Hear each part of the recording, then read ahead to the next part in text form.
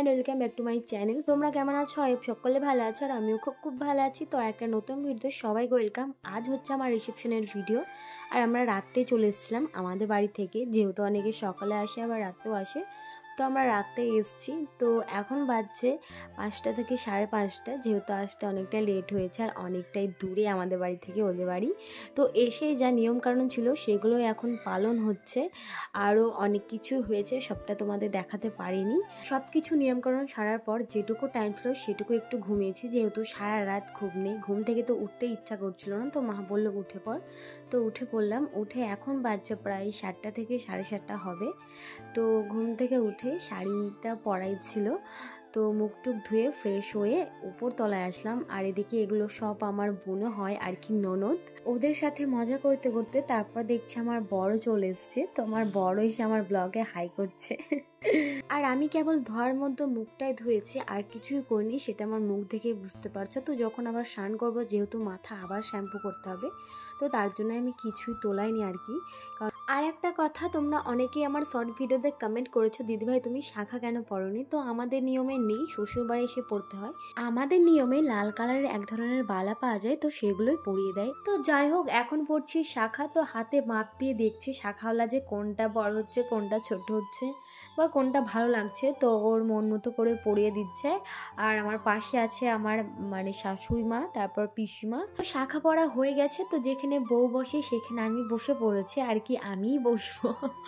তো এই যে দেখো শাখা, এবার হাতটা বেশ ভরাট ভরাট লাগছে, নাছাড়া আগে খালি লাগছিল, ঠিক বউ বউ বলে মানাচ্ছিল না। তো যাই হোক, আর এদিকে এখন সবাই আর কি নিজের নিজের কাজে ব্যস্ত, কেউ খাচ্ছে, কেউ রান্না বান্না করছে, আর এদিকে আমরা আমাদের মতো কাজ করছি। এখন বাজছে বেলা 3টে, আমি তো স্নান করে রেডি, আর ওদিকে মেকআপ দিদিও চলে এসছে মেকআপ করাতে। যেহেতু মেকআপ করাতে অনেকটাই টাইম লাগে, তাই তাড়াতাড়ি চলে এসছে। তো এখন আমাকে চুলে কার্লি করাবে, তো তার জন্য মেশিনটা হিট করতে দিয়েছে। আর মুখটা ঠিক আমার বাংলা 5-এর মতো লাগছে, কারণ আজকে সকাল থেকে কিচ্ছু খায়নি। সে আইবুড়ো ভাতের দিন থেকে একবেলা খেতে দিচ্ছে আর একবেলা উপোস, এইভাবে করে 3-4টে দিন যাই হোক কেটে গেল। তো এখন আমাকে মানে মেকআপ করা কমপ্লিট হয়ে গেছে। তো এখন আমার খোঁপাটা গোলাপ ফুল দিয়ে সাজিয়ে দিচ্ছে। তো আমি ঠিক এমনটাই করতে বলেছিলাম, তো সেরকম ভাবেই করে দিচ্ছে।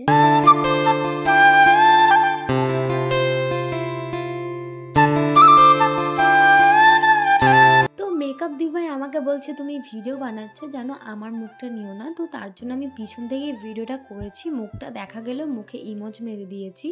যেহেতু জানে আমি ব্লগ বানাই, সো আমাকে গিয়েই বললো তুমি ভিডিও বানাও। আমার সাজানো গোজানো একদম কমপ্লিট। তো আমি বাইরেও চলে এসেছি, আর এদিকে আমি পিছন থেকে একটা বোনের সাথে গল্প শুরু করে দিয়েছি।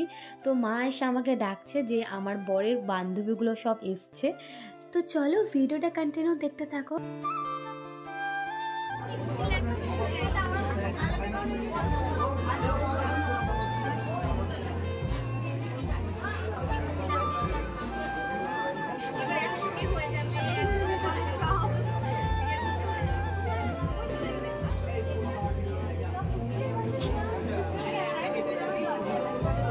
তো অনেক অনেক গিফট পেয়েছি, তো আমি নিজেই ওগুলো সরাচ্ছি, যেহেতু আমার পাশে কেউ ছিল না। যে বোনগুলো থাকার কথা, ওদের এখনও নিজেরাই কমপ্লিট হতে পারিনি সেজে গুজে, শুধু পাশে ঠাকুমার পিসিমা ছিল, যে গিফটগুলো পাচ্ছিলাম হাতে হাতে ওনাদের দিয়ে দিচ্ছিলাম। তো এখন নিজের ছবি তুলবো বলে প্রস্তুতি হচ্ছে, কিন্তু লোকের ভিড়ভাড়টা একদমই কমছে না। তো এই যে দেখো, এখন আমি আমার ছবির পোস্ট দিচ্ছি, আর আমি আমার বরকেও পাচ্ছি না, যেহেতু ও নিজেও এখনো কমপ্লিট হতে পারেনি, তাই একা একাই ছবির পোস্ট দিচ্ছি।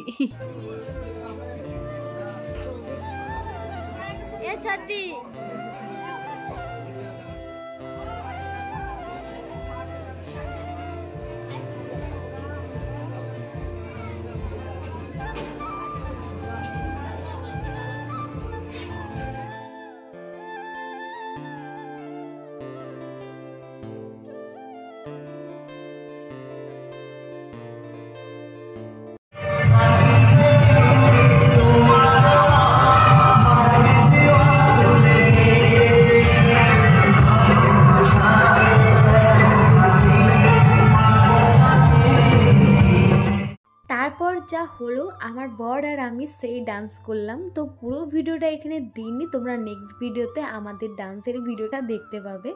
তো তারপর আবারও আমার বরের বন্ধু বান্ধবী আরও আসলো, তো এদের সাথে এখন হ্যান্ডশেক করছি। আর